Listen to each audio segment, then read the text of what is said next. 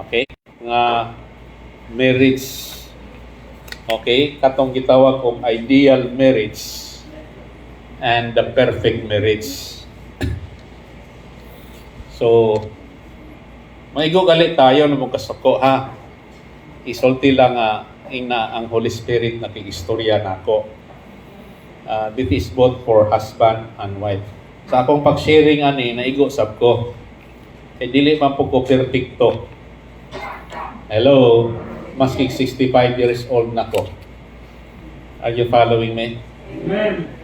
But, naamang gigitawag o perfect marriage. Pero kasagaran na to, naatay gitawag o ideal marriage. Kami niyoon. Amen ba? Sa Ecclesiastes 4:9-10, naginya, two are better than one, for if they fall, one will lift up his companion. Meaning, it is a good thing that a person should marry because you are already two and you become one. So the Bible says, two is better than one. Are you following me? Amen. Mag-pray sa ta, Lord, give me wisdom and guidance and revelation of these words and message for today, including those who are listening right now in the air, in the Facebook. In Jesus' name, amen. So if we base the verses of Scripture, which is just a summary, two are better than one, for if they fall, one will lift up his companion. Very nice tayo, no?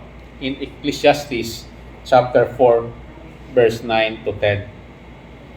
Pero niyon si Miles Monroe nga, one of the most dangerous action of man is kung masayop is to go into a marriage covenant. Hello. Choosing the wrong person. Are you following me? But iklaro diri sa Ecclesiastes, ato ikuan sa next slide, gibutang diri, two are better than one because they have a good reward for their labor. Okay, so what do you mean by that? They have a good reward. Most often, we go after the good reward in marriage. Sa kaminyoon. Naagi tayo ideal ba? Nagwapo, okay? Which is from the world. Ang atong ideal marriage. What din by good reward? Pero naay kanang gi-underscore na ko dia for their labor. What din by that? A good reward will come in. And two are better than one if both work out their marriage. Because pagsuod na to sa kaminyo o nanatay mga ideal nga perfect husband o perfect wife. Last time I shared to you nga there is no such thing as a perfect woman. Including there is no such thing as a perfect husband. Hello. Every one of us is in progress. And when we come into marriage, we try to change one another. Kinahanglan kini akong asawa in ani gyud dili ba dili sana dili yaw-yawiro dili nagger inahanglan ang akong bana in ani buutan. And normally we forget na we cannot change other person. Hello. Only God can change a person. And so when our desire is not happening in our marriage, we struggle and become frustrated.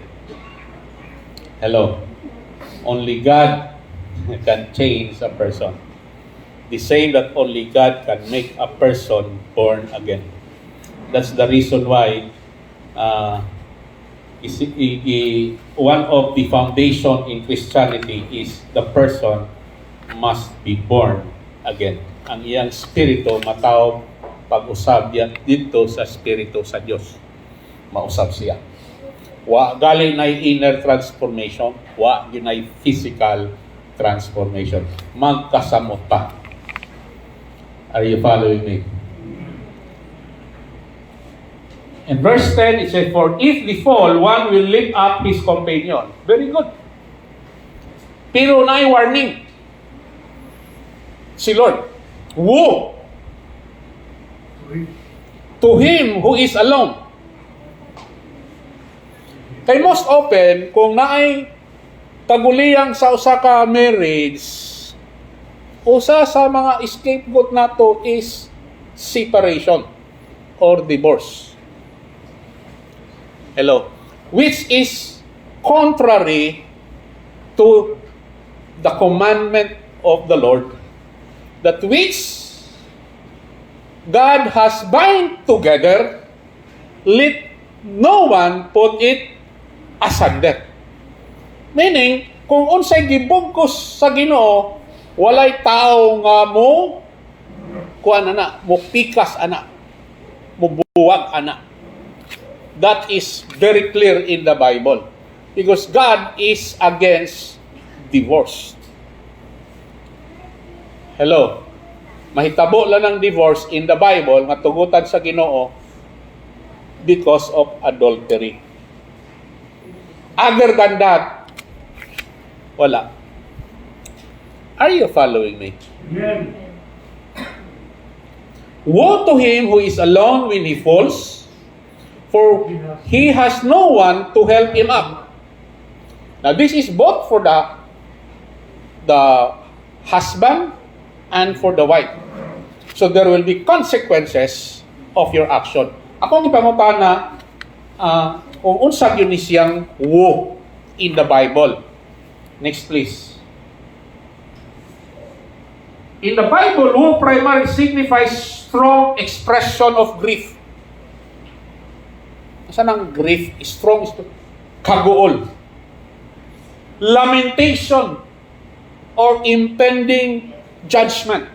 Often used as prophetic warning or denunciation.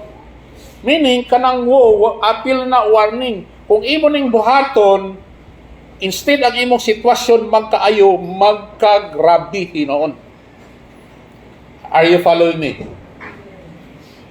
It conveys sense of deep sorrow, distress, or impending doom, and can be used to express both sorrow for oneself, sa imuha, and sorrow of others, and to pronounce judgment to those who are weak, who are acting wickedly.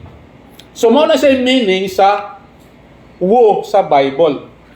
Normally, gigamit ni Lord when He was preaching, woe to the Pharisees. Okay? Woe to the teachers of the law. Okay? So, mo ni siya, kuha ni siya ka ng warning of impending doom and judgment. Okay? Now, akong balikon, kay gibutang diri ang ideal marriage and perfect marriage. Katong wala pa magminyo, una-unaan ninyo pag-ayo. Kay kung mo na'y sukaranan sa Ginoo ang bahin sa pagminyo nga only divorce o kanang abuse. Okay? Pwede makakuha kag file divorce. Lifetime din na nimo. Are you following me? Amen. Kasagaran ko nato, kung magminyo ta, not based lang yun sa emotion ba? Gwapo siya o gwapa siya. Hello? But love is not just an emotion. It's okay to have love. We have high emotion. Okay? Gwapo o gwapa. Pero when you are in marriage, In the process of time, kanang pagkagwapo o kagwapa, dili na nimo usahay makuana. Ngano man, mo kunot man yun atong mga naong. Usahay kani atong mga slim nga mga sana bodies, usahay mo kuan man ni. mo burot o sa para diha. Ma-disfigured. Are you following me? Amen. Okay. Because love is not just a feeling. It's a decision. It's a commitment. Okay? That's why sa pagkaminyo ninyo, nang hurar yun mo, in sickness and in health, in poorer and in richer, till death do us part. Are you following me? Amen. Okay. So, na ideal marriage, arita sa Pirmiro. Ideal marriage is human expectation. Mauni kasagaran, pagsugod pa lang sa kaminyo. O nagplano pa lang kaminyo. Na siya ideal, kani akong bana, inani yun siya kainani. Kani akong asawa, inani yun siya. Yung pagkabuhaton para nako. Hello? Amen. Naapoy perfect marriage, which is God's design. So, ideal marriage is based on worldly standards. May standards ang kalibutan. And the Bible says, Paul warned us not to conform to the pattern of this world, to the standards of this world. But be transformed by the renewing of your mind. Hello? Kalibutan niya, what's yung worldly standards? Financial stability. Normal sa mga tao nga, kumusod sila kami niyon, kinahanglan stable yun sila. Madato yun sila. Hello. Manay worldly standard, financial stability. Okay? Para na ako mausab na kagustuhan yun sa Ginoo nga you will prosper. Stable ang imong panginabuhi in a marriage life. Or romance. Labing-labing. Maskig. Saging. Kana bitong ang atong mga decision based on feeling, dili maayo. Hello. Kaya kada imong feeling, temporary ra na. Are you following me? And sometimes, we make a permanent decision on temporary emotion na feeling. Usay atong feeling high kay ta. Usay very low kayo. And sometimes it is very high or very low, we make a decision and a permanent one. When in fact the situation is not permanent. Are you following me? Flawless compatibility. Walay kuan, walay sana walay sana flawless. Walay apan ang usa ka tawo. Ang imong bana walay apan, ang imong asawa walay apan. Okay? But human ideals, ibutang diri, often fail. Hello. Because they rely on perfectionism. There's no such thing as perfect. Only God is perfect. Are you following me? Amen. That's why there is a perfect marriage. God's way. Unsa man ning perfect marriage? It's not about flawlessness. Sa na flawlessness? Wala giapan. Okay? Kasabot mo nang wala apan. Okay. Kaning imong asawa, walay kanang dili maayong, wala kay kasaway. Way diferensya. Okay? Pero tanan na ay diferensya. Maski pag Miss Universe na siya, Mr. Universe.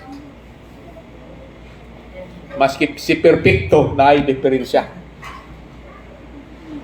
Are you following me? Amen. Pero hinumduman na to, it's not about flawlessness, but covenant commitment. Pag suodin mo sa kaminyoon, na ang kay covenant, it's not just a contract, marriage contract. it's a covenant. Pakigsaan to one another and to God. Basically, the author of marriage is God. That's why naagi pari, naagi pastor nga mo bendisyon. Hello? Because that's a spiritual ceremony as well. Are you following me? Unsay naa sa Bible? What God has joined together, let no man separate. Unsay gibuhat sa Ginoo nga pagbugkos sa usa ka couple, walay tao nga dapat mo separate ana, mo bungkag ana. Including ikaw husband, including ikaw wife. Okay? That's why St. Paul said, work out your marriage, work out your salvation with fear and trembling. God's design includes grace. Kung sama ng grace, unmerited favor. Maski he deserves it, you do not exact the full measure of the penalty of his sin. Kita makasasala ta, dapat unta ta ilangsang dito sa cross. Wala ta gipalangsang ni Ginoo sa cross, si Ginoong Hesus may nagpalangsang dito sa cross. And dapat na ay what we call sowing and reaping, kay anak na ta sa Ginoo, murit gyapon ta to what we sow, pero not to the extent katong fullness of our reaping. Hello, nga naman tungod sa grasya sa Ginoo. Are you following me? And forgiveness. Gusto kita muwali, mo share sa uban nga you forgive. Kato sa uban nga nakasala na to. Nangutana si San Pedro, Lord, kapilaman ni mo pasaylo ngadto sa mga tao nakasala na mo. 7 times ba, Lord? Taas-taas si San Pedro pasensya. 7 kahigayon sa usa ka tao. Kung makasaan niya, pasayloon niya. Okay? Pero kasagaran ba yan nato, no? Kausa, kaduha, katulog, wala na. Wala na forgiveness. Hello? Nangutana si San Pedro, anak ng Ginoong Hesus. Lord, kapilaman. Kasi lang, mission na ito, ang to sa uban, di na ito i-mission sa ito,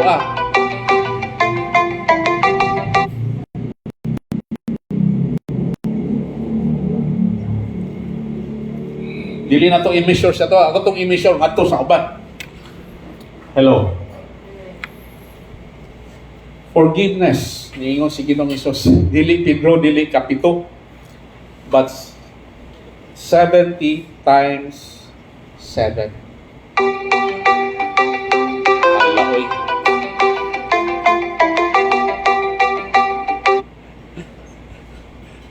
Nawa na kong pilditi. Praise the Lord. Igamit ko ba na ito?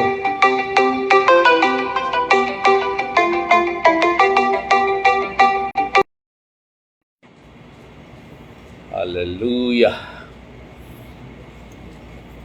Praise the Lord. We have an audience from Russia. Okay. From Japan pala. Okay. This is a good message, an anointed message, because there's a distraction. You know, when there's a distraction, I can sense that the message has power that can transform lives, including our marriage. Okay? God's designs for marriage includes grace, forgiveness, and growth. Okay. Now, gusto sa Ginoo that we prosper in our marriage. That's why naa siya'y manual for our marriage. The manual is the Word of God. Hello? See to it nga before the Lord left earth, goes to heaven, iya yung gibilin ang iyang word as a guide for all of us, okay, in operating our lives and our marriage. Number 2, Ideal marriage seeks happiness. Perfect marriage seeks holiness. Quite the opposite lang. Okay? Umutanaw ka sa Facebook, sigang tanaw sa Facebook, maibog yun ka sa mga couple nga maglakaw together, labing-labing kuno. Pero you don't know their real life. Now, in secret, probably, they are also fighting each other. Hello? Ang uban nga na, para lang makita sa tao nga, they are a normal couple. Are you following me? Ideal marriage focuses on personal fulfillment. What can I get? Hello? Which is a selfish way in the marriage life. So this leads to disappointment when expectations are not met. Mo ni ako pag-expect ni ako, why nga inani? Wala dili man di ay. Ako malang kaning iuli.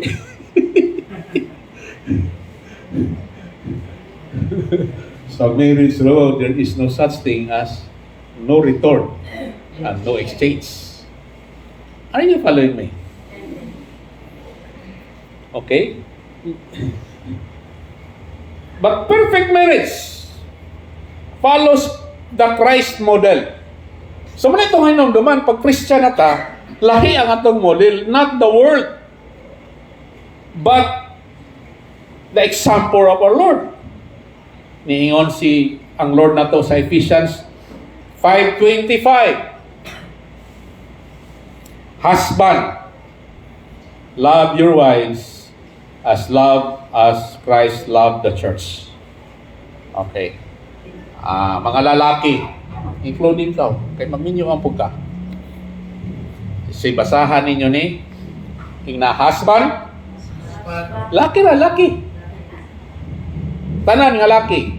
Na husband, love your wives as Christ loved the church. Love. Kaning iyong love diri. Okay, dili ba yan na siya sexual love? Dili na siya erotic love. Although part sa love is romantic love. Hello? Love here is a decision to make. Maski gidabudabo na ka, love gihapon. Matugingon ni manang diya ganina nga, pasalamat gihapon siya. Word ano? Are you following me? Amen. Mga sili gusto mo makadungog ang mga wives. Oh, ikaw yun. Gimugmaang yun ko. Sa tuno-tuno. Okay? Pero sometimes, dili na siya mahitabo. Kaya ang expectation nimo sa kapartner lahi. Okay? On how he would show love to you. Lahi dahil iyang pag-show og love. Sometimes rabaan, most of the times mga lalaki, gamay ra kayong words. O ang mga babae gusto maminaw og words of appreciation. Hello? Amen. Litok gamay ra kayo. Okay. Because man operates in the practical. Hello? But women operates in the emotional. Okay? So we are wired differently. And we try to change one to conform to our likeness. Are you following me? Amen. And sometimes it doesn't happen and we are frustrated. It's about, perfect marriage is about sacrifice, service, spiritual growth. Unsay kwan? About sacrifice, service, and spiritual growth. Okay? in the United States, gamay lang kisaw sa marriage, divorce dayon. Hello. Even in the Christian community in the United States. Ang percentage of divorce in the Christian community and in the world are almost the same. Are you following me? It's about sacrifice, service, spiritual growth, and not just fleeting happiness.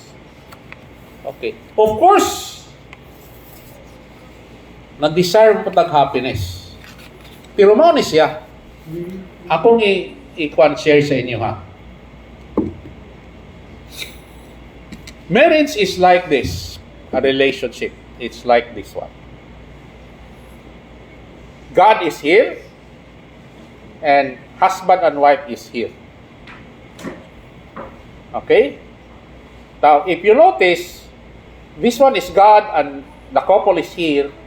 This one is the distance of your relationship with God. Okay? The more you are close to to God, doon sa Ginoo, the more your relationship with one another becomes closer and intimate.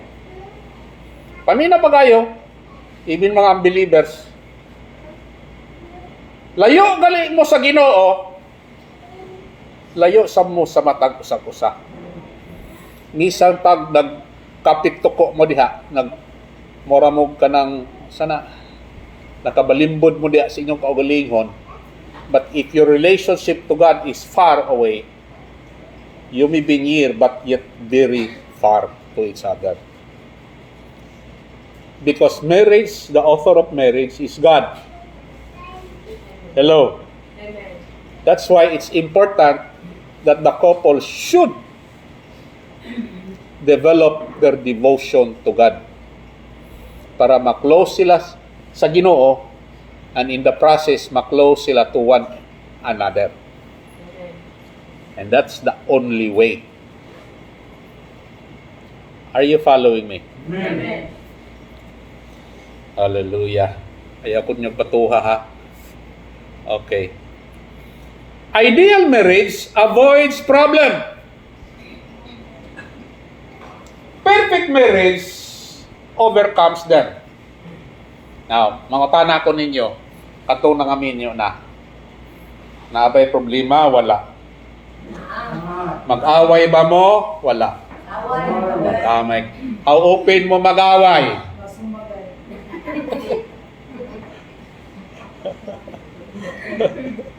Kaya uban di gyud magsinumbagay. Tiro ka ng world war.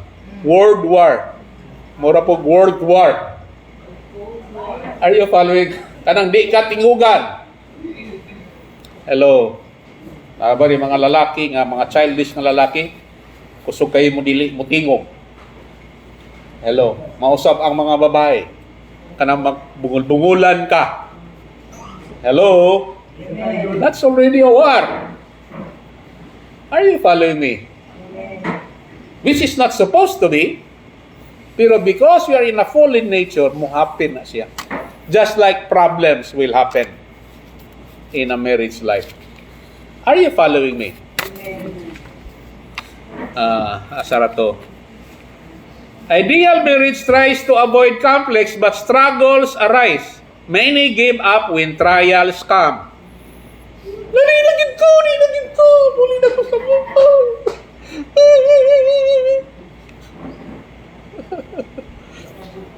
Nagtuo mo nga inyong pastor, perfect, dili oy. That's why dili kay ko gusto mo hisgot ani nga topic ha. Kay ako mismo, napo ko'y mga apan. Are you following me? Kanang magsigi, kuan diha, kanang preaching about marriage. Uy, naapo na sila away-away. Are you following me? Okay? Kay so, sa ideal marriage, we try to avoid conflict. Now, kanang conflict, when you are in motion, doing things ba? Nakadili ba mo kanang kuang yun? Separate person yun the husband and the wife. When you are in motion, there will always be a friction. Hello? Mao na nga, sa negosyo, naka-experience na ko, hindi ko gusto nga, ang akong wife kuyog na ako. Kay usahay, ang relationship sa husband and wife, maapektuhan sa objectivity sa usa ka business decision. Because we normally operate sa business decision logically ba, rational. Pero kung ari nagali sa personal, ma-emotional man. So, naay mga decision have to be made rational, not emotional. Are you following me? Pag ma-emotional na, apektuhan ang rational. Dili na irrational ang decision, mahimo ng emotional, which is not a sound decision. Hello? Mo insist strong sa business nga mo ni pagabuhaton niya, mo ning pikas mo ni wala na, gubot na. Hello? Ayaw mo pang bato na ko, ha? Perfect marriage stands through trials. Though one may be overpowered, two can withstand. With God at the center, couples grow stronger through challenges. So, kana mga problema, malagpasan na nimo. Hello? Ma-overcome na nimo. Why? If you are a true Christian, you are already victorious in the standpoint of God. And no challenges or problema sa kinabuhi nga dili nimo malagpasan. The Bible says, I can do all things through Christ who strengthens me. You are more than a conqueror through Christ. Amen ba? Amen. Conquer over your emotion.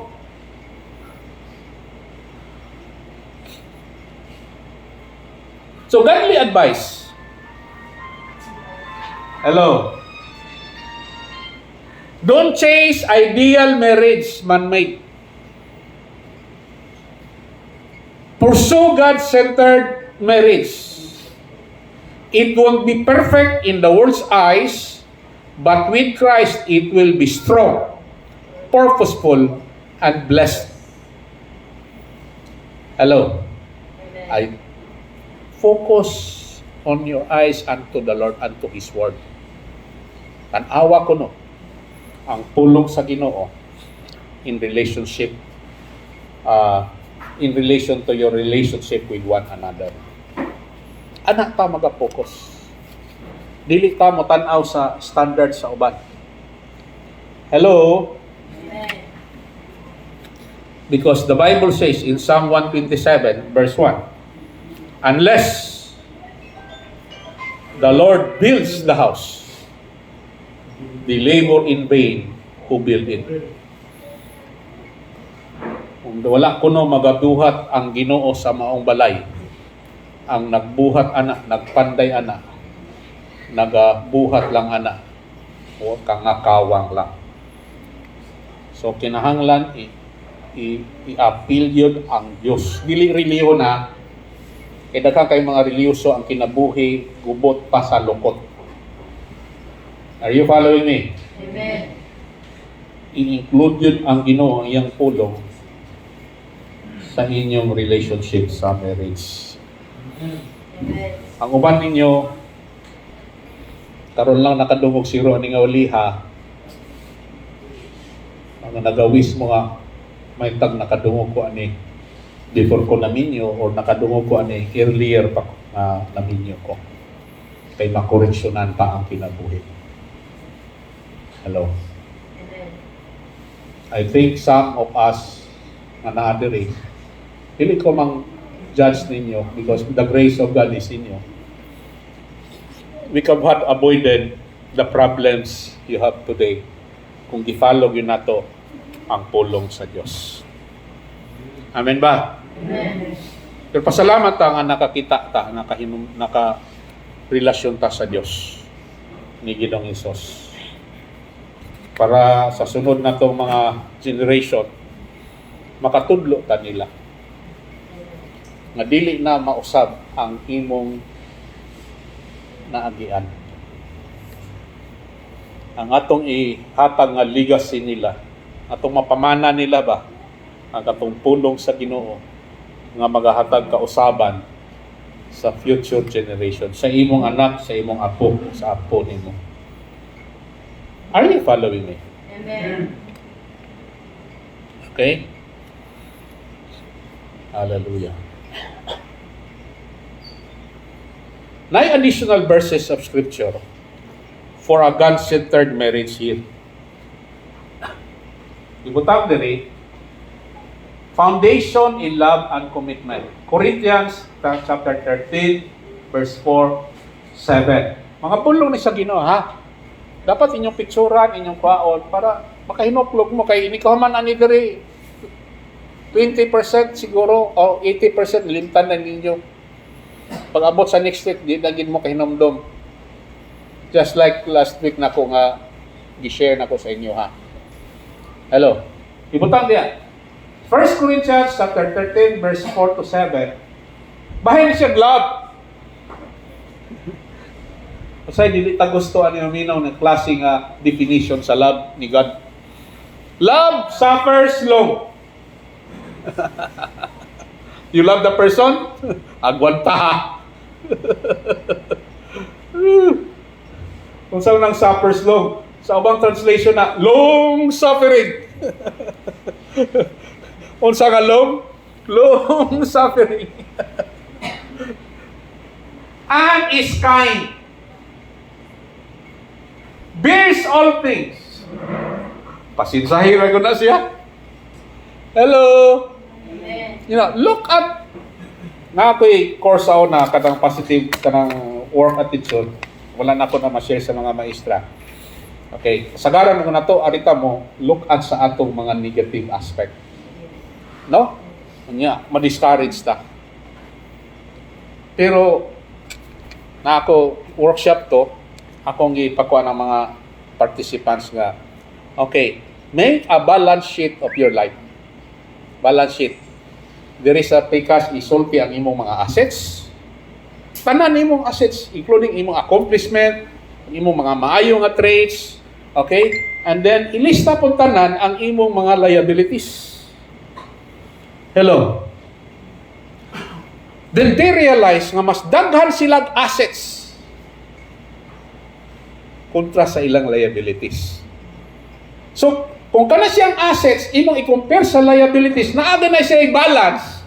Mas daghan ang assets, mo na imong value. Gitawag na siya net worth. And for all your discourage na ka, mas daghan pa man kong asset kaysa akong liabilities.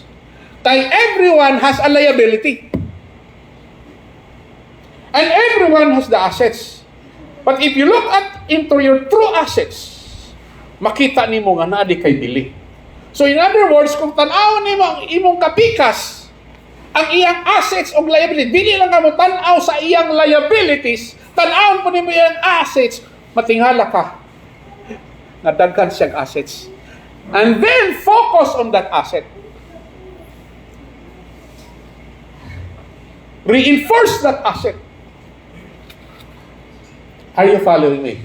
Because if you reinforce your emotions towards the liabilities of the person, ma-frustrated yun ka. Why? Only God can change a person. That's why, grabe kayo warning ang Ginoo. Nga, do not be unequally yoked with unbeliever. Ayaw pagkigmin yung mga unbeliever kay ang ilang worldview is different kaysa imong worldview. Na saon kay mas grabe yung uros-uros sa kibati. Hello? Amen. Mupadayon yun. Okay? Ayun. Are you following me? Amen. Hallelujah. Hopes, bears all things, believe all things, hope all things, and endures all things. Quiet, mura manig. Dili ni para ako, Pastor Art. True True love is not just emotion. It is a choice to endure and to forgive. Muna akong kuan, I think na-share na ko rin sa ka-missionary. For as long as the man will stay yes to the relationship, the marriage is intact. Hello? Remember, ang husband is the foundation. Katong akong i-share na nga, in a house, the husband is in the foundation. And often kita mga wife, di ta kakita nga ang foundation naa sa ilaw. Wala sa head. Although husband is also the head. But at the same time, he is the foundation. Ang kanang foundation, di na niyo makita kay naa sa ilaw. Hello? Amen. Pag naay problema sa atop, dili na ipakondem sa kuan, City Hall. Pag naay problema sa bongbong, dili na ipakondem sa City Hall. Pag may problema sa sahog, dili na ipakondem sa City Hall. Pag na-crack sa foundation, ipakondem na sa City Hall. Hello? For as long as the husband is still the foundation, is still there, intact pagyapon ang marriage.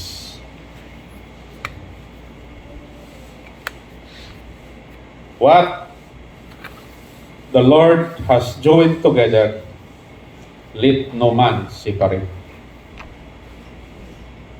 Okay. Proverbs 18:22. Muna ba bantayan na ninyo mga husband? Although sometimes we do not like, especially sa ilang mga pulong ba? Okay? Pero hinumdumi. He who finds a wife. Basa ko na with tanan. He who finds a wife finds a good thing and obtains favor from the Lord. Atong balikon. He who finds a wife finds a good thing and obtains favor from the Lord. Kinsay gustong favor ni Lord? Pagita mo, asawa nga gikan sa Ginoo. Hello. By the way ba, pagita og bana og asawa, dili na responsibilidad sa Dios. Ikaw mo'y mangita. Hello. That's why you should know the Word of God. Unsa nga klase nga bana imong mabana, unsa nga klase nga asawa dapat imong maasawa. Kay maski kung naka-qualify na within the kuan of the Lord, maski nasipyat ka gamay, naa paghihapon ang relationship. Why? Husband, you find a good thing.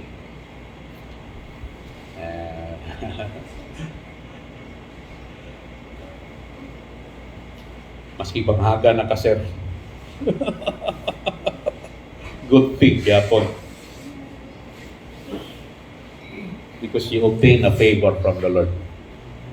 Dili na ako, nana sa pulong sa Ginoo. Marriage is a divine blessing, not just a social contract. Okay? Kay kung united bitaw sa ka husband and wife, mudagaylay ang blessing ana. Pag puros lang away ang husband and wife, walay blessing. Murag mo yun nga ipamugaw man ang mga panalangin. Hello, puro malas mo sunod-sunod. Hello. Number 2. Second year. Strength through trials. Romans 12 verse 12. Be joyful in hope. Say, gamito na ito ni sa itong i-counselang ba? Pero say, kung naananta sa itong kaugalingon, kung limahag yun. Be joyful in hope, patient in affliction, faithful in prayer. Tanawa ha? Ang giingon ni Juan, ni St. Paul, be joyful in hope.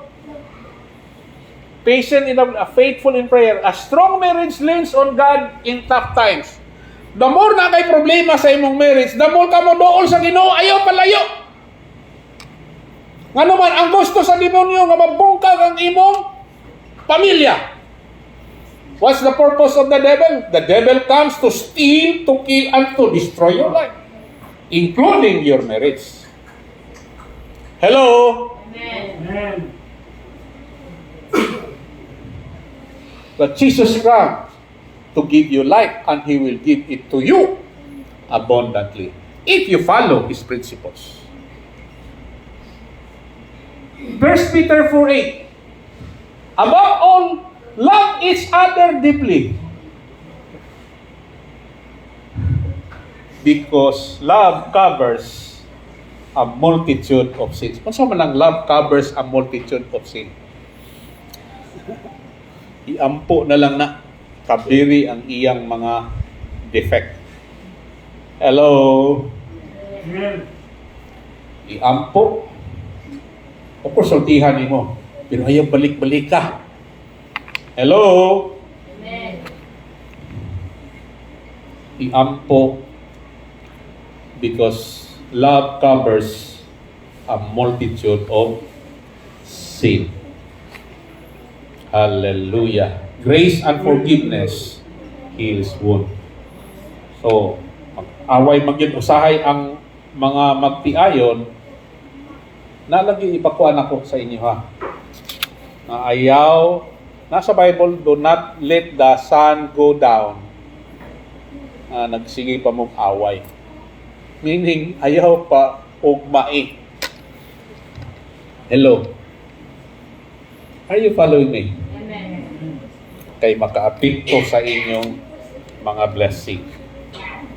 Okay. And some of our problems financially is through this marriage na to. Dili nakakuan. Wala ang kabubuton masag-uli. And you wonder, anong ang akong mga anak inani man? Hello? Tugon na. Masipag ikaw mo isakto. Number 3. Unity and godly leadership. Ephesians 4:2-3. Be completely humble, gentle, be patient, bearing with one another in love. Make every effort to keep the unity of the Spirit. Now, most often, ato nang gikuan sa simbahan. Okay? Make every effort to keep the unity of the Spirit. Dapat ato simbahan, united ta. You have the same Spirit. Applicable mostly yun kahapon sa atong pamilya. Are you following me? Amen. Humility prevents pride from destroying marriage. Magawas na gali ng pride sa kada usa, guba gyud ang marriage. Are you following me? Amen. Dili ko pirmi ani magwali kay baka outside di kulambo ko. Okay? Pero ako i-share. Okay. Colossians 3:18-19. Ang ganina, gibutang diri sa materials, dili biya gyud ako ni materials ha. Ako rin hinuwa man ni Miles Monroe. Pero I believe it is true. It's Bible based. Okay? Kanina niyon ko gi-share nako, husband love your wife. Lipay kayong mga wives. Karon sa Colossians chapter 3 verse 18-19, wives, ing na wives. Why isulti? Wives, submit to your husband as fitting in the Lord. Husband, love your wives, who do not be harsh with them. Now, listen carefully. Wives, submit to your husband as is fitting in the Lord. In Ephesians, gibutang niya, wives, submit to your husband in everything. Ina everything. Everything. Monang say mga wives, dili gusto maminaw anak. Kaya na sila tendency to impose their will. Okay? But the Bible says, wives, submit to your husbands as is fitting in the Lord. How do you submit to the Lord?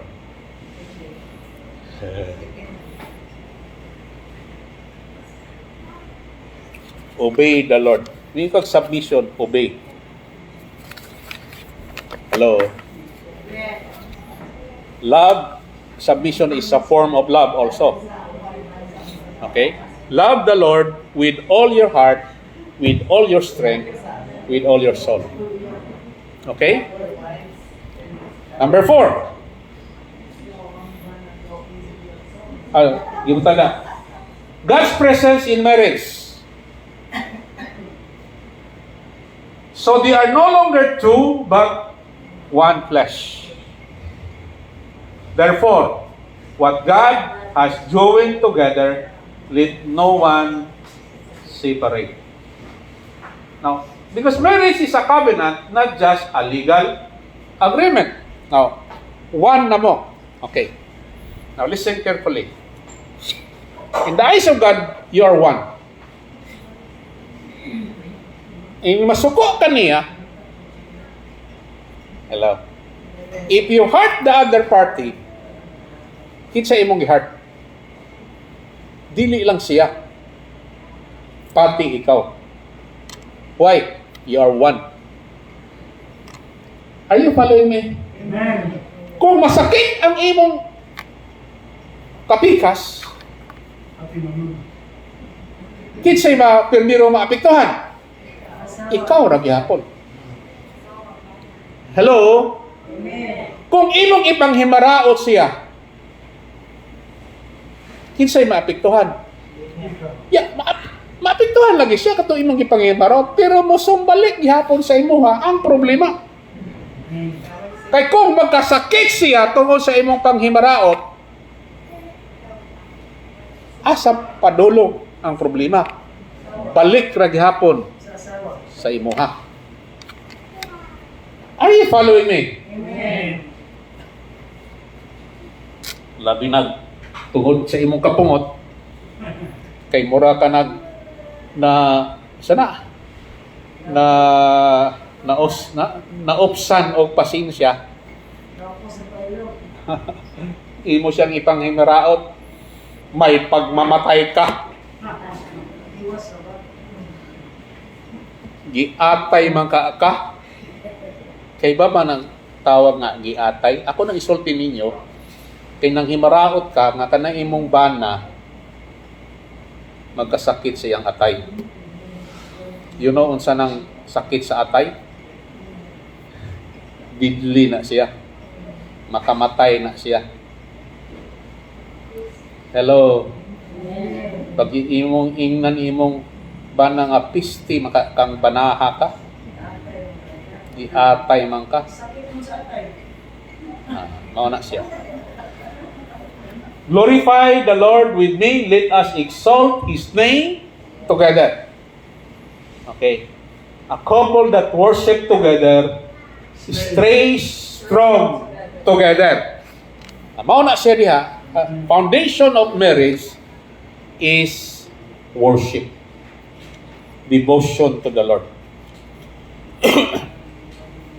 Hello? Kapit na. Okay. Final encouragement. A God-centered marriage is not about perfection. Ina dili about perfection. It's about purpose, perseverance, prayer.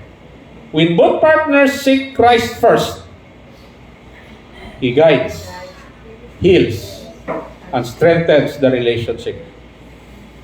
Now, this will not happen overnight. Usay maginana, abanti, murag sinulog ba? 2 steps, forward, 3 steps backward. Pero continue gihapon. Are you following me? Amen. Because if you put God in the center of your marriage, not you, not him, not her, God. The Bible says, with God, all things are possible. Atong pagpaka ng Ginoo. Kung yan yung ang praise and worship team to come.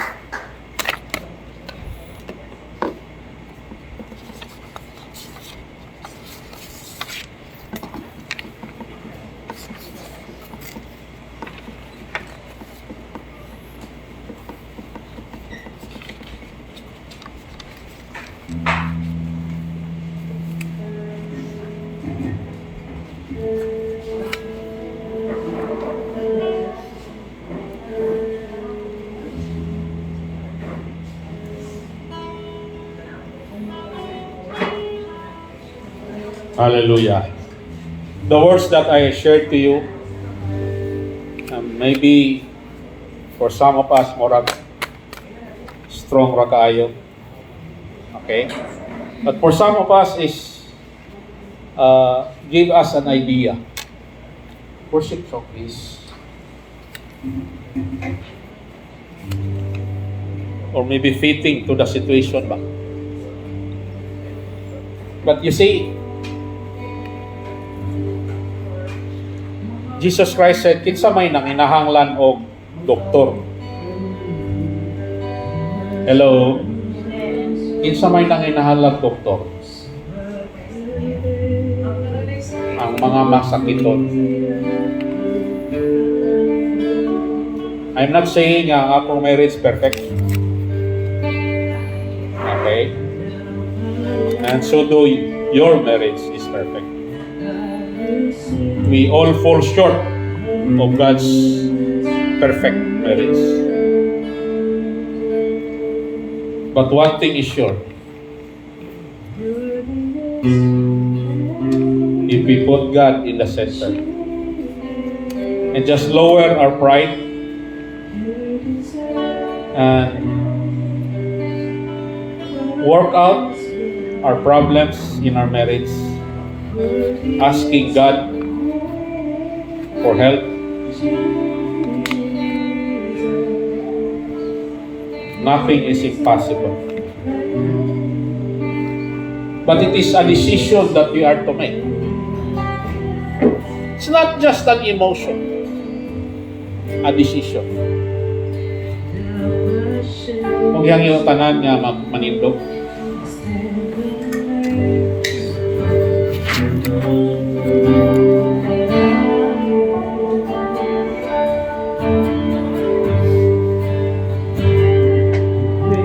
hallelujah.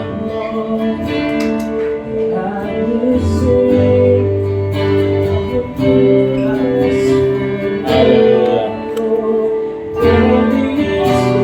Hallelujah. Maybe nakay gusto nga pangayoon sa Ginoo sa imong marriage or imong family life.